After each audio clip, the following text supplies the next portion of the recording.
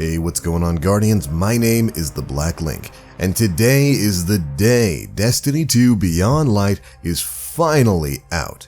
And we as Guardians are finally making our way over to the frozen landscapes of Europa to engage with new weapons, new armor, new content, new stories, and a lot of brand new enemies to face. But of course, with the release of an entirely new expansion, there is so much brand new information to cover. So we are going to be busy for the next couple of days pushing out videos, but I figured I'd put out a video featuring some of the biggest initial things with Destiny 2 Beyond Light. In this video, we're going to be going over exotics, some of the brand new exotics that are going to be in the game now. We'll get a sneak peek at what the Deepstone Crypt raid gear and weapons are going to look like, and we'll even get some word on how exactly you'll be acquiring the legendary Hawkmoon exotic hand cannon from Destiny 1.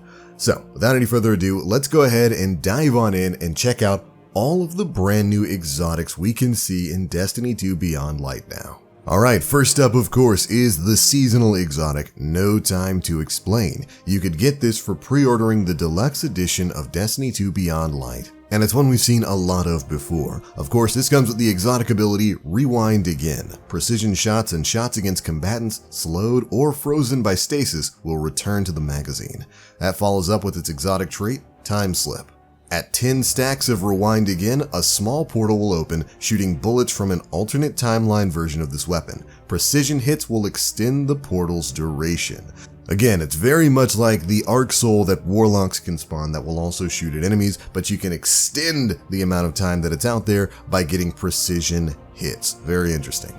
Next up, we have the Duality. This new exotic solar damage shotgun comes with the special perk Compression Chamber. Fires a pellet spread in hipfire or a single high damage slug while ADS. So basically, if you hipfire this weapon, it fires like a normal shotgun with pellet spread, but when you aim down sights, that pellet spread turns into a long-range, hard-hitting slug, similar to the projectiles you fire with the Chaperone. This, of course, is followed up with the exotic trait On Black Wings. Pellet final blows grant a stacking precision damage and reload buff, while precision hits with slugs will extend the duration of that buff.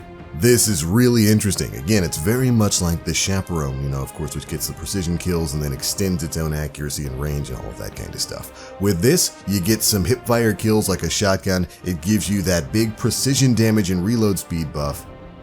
So you're incentivized to start ADSing and going for those precision hits. And as long as you're ADSing and hitting your headshots, it's going to extend the duration of that buff. I like this. This is a weapon that's kind of incentivizing you to use it in a specific way with a specific rotation. Good stuff.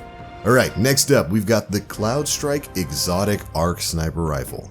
This comes with the ability Mortal Polarity. Precision final blows generate a lightning bolt at the target's location.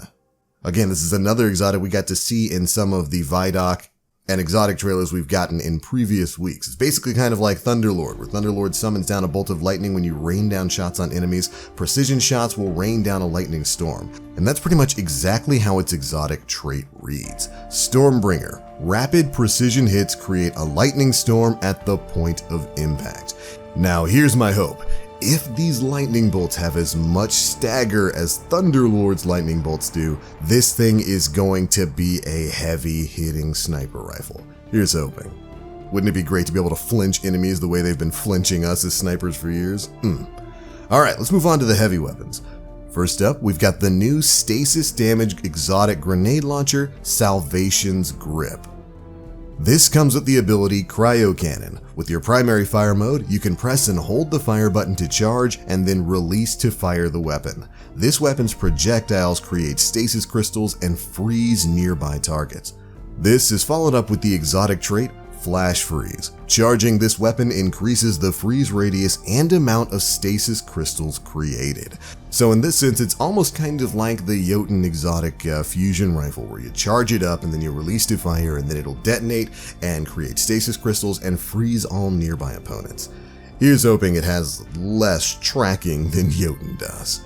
Alright, next up we've got the exotic sword Lament. This is going to be a solar damage exotic sword, of course, with the special ability Banshee's Wail. This you can activate by using the sword block button. You hold that to rev the blade. This increases damage, allows shield bypass, and adds shield piercing to all attacks. You'll also gain stacks when dealing damage with revved attacks. Additional stacks increase the damage and the damage resistance of heavy attacks. So basically, this thing really is like an exotic chainsaw. You hold the block button to rev it up, get those blades a-spinning, and that gives you buffs that increase damage, give you shield bypass, and allows those benefits to stack as you are dealing damage with revved up attacks. Next up, we've got its exotic trait, Revved Consumption. Damaging a combatant heals the wielder. This sounds really cool. So you rev this thing up, you get all these buffs, you start dealing damage, those buffs start stacking up, and while you're damaging enemies, you can heal yourself with the damage that you're doing. It's almost like taking the Devour build that Voidwalkers have right now and just kind of giving it to everybody in a weapon. Well, we'll have to see exactly how much you heal yourself when you're dealing damage with this. Hopefully it's proportional to the amount of damage you're dealing. But either way, this is a really awesome sounding exotic weapon, and I cannot wait to get my hands on it. Alright, now moving on from here, there's one last exotic weapon, well really technically two, but one really big exotic weapon that we've gotten at least a little bit of a hint about, and that is the incoming raid exotic. Now, if you don't want spoilers for the raid, remember all the rest of the exotics we're talking about right now can be viewed in collections. The raid exotics are usually kept secret. Tune out from now and come back at the timestamp on the video that you're seeing right now, because we're going to take a little bit of time to talk about the raid exotic. There you go. That's your warning. Let's dive on in. Now, the raid exotic seems to be an exotic rocket launcher titled the Eyes of Tomorrow.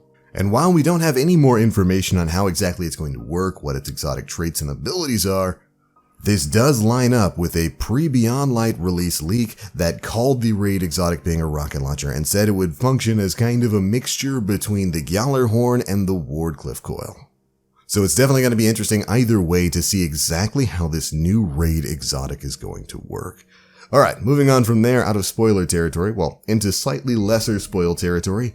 Hawkmoon is the final exotic weapon we've got to talk about today, and we've now been able to confirm, thanks to data miners like Genzer, that Hawkmoon is going to be tied to Season 12's Season of the Hunt. There's going to be an exotic quest to acquire it, just like there was for the Last Word and for Thorn. Finally completing the trio of holy exotic hand cannons from Destiny 1. But alright, moving on from there, that's all of the exotic weapons we've got to talk about in this video. Let's take a quick look at the exotic armor, starting off with the armor we've got coming for you Titans. First up, the Precious Scars exotic helmet. This comes with the perk Kintsugi. After reviving or being revived, you gain an aura that provides overshields to you and nearby enemies, which I'm sure is going to be a lot of fun in Trials of Osiris. Next up, we've got the Icefall Mantle Gauntlets. These come with the perk Glacial Guard, replaces your barricade ability with a personal armor reinforcement that absorbs a small amount of damage. While reinforced, you are slowed and barricade does not recharge. So basically, instead of dropping a barricade shield, you kind of give yourself an overshield of icy armor that gets chipped away over time. This is an exotic we got to see a lot of in both the Vidoc and in the exotic trailer that Bungie put out a while back. Alright, next up for hunters. First off, we've got the Mask of backrest. This comes with the perk Light Shift. Replaces your Stasis subclass dodge ability with a longer range, faster moving shift that partially cloaks you during use. After shifting, your arc weapons deal increased damage for a short period of time. And this one again is no surprise. Basically it takes your marksman's dodge and turns it into kind of a blink that'll go in whatever direction you were currently moving. But you're also going to be giving yourself an arc weapon damage buff, which is going to be really interesting in PvE and PvP. Next up, we've got Athras's Embrace. This comes with the ability Skittering Stinger. Weighted knife gains a second bounce, meaning you'll be able to bank it off of more than one surface now for really ridiculous reflection kills. Additionally, rapid precision hits with your weapons grants Weighted Knife a significant damage bonus and the ability to stagger unshielded combatants for a short time. So if you're constantly landing precision hits, you're going to get a big damage bonus to your weighted throwing knife. Not bad at all. Moving on to Warlocks, first off we've got the Dawn Chorus exotic helmet.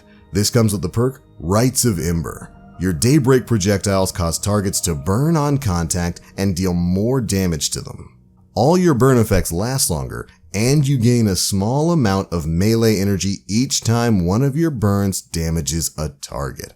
So basically, when you're in your super and you're flinging your flaming sword beams at people, enemies that don't get one shot by it get set on fire. These burn effects are going to last longer, and it's going to give you a little bit of melee energy back the longer these targets are burning. I can see this mixing really well with the cheesy melee projectile that Dawnblade has now. Alright, moving on from there, of course, we've got the Necrotic Grip Exotic Warlock Gauntlets. These are the ones I'm really excited about. And they, of course, come with Grasp of the Devourer. Damaging combatants with melee attacks corrupts them with increasing damage over time. Defeating a corrupted combatant spreads the corrupting effects to nearby targets and restores melee energy. Ooh boy, this thing is going to be fantastic. Since it's going to be basically subclass agnostic. You don't need to be on a Void subclass, an Arc subclass, or a Solar subclass. You can use it on any of those things. So any Warlock subclass that has a projectile melee, you can just kind of shoot that melee off into enemies. It poisons them. If they die with that poison, they spread it to nearby enemies and give you back melee energy. This thing sounds amazing. And again, I cannot wait to get my hands on the Necrotic Grip. But alright Guardians, there we go. That's it for all of the big exotic news we've got on day 1 of Destiny 2 Beyond Light. That's what all of the new exotics are going to look like. That's what they're generally going to do, of course, with the exception of Hawkmoon and the exotic raid weapon. This is quite literally just the tip of the iceberg when it comes to Destiny 2 Beyond Light. And we will, of course, be continuing our coverage as the week goes on. If anything big pops up, you can expect to see a video covering it right here on the channel. But that is it for this one. I'm going to go actually play the new expansion now, if you don't mind. But if you enjoyed the video, feel free to drop a like, make sure you subscribe, and hit that notification bell to stay up to date with all the latest stuff we're putting out. Now for now, thank you all so much for watching, and as always, I am the Black Link. You Guardians, stay frosty.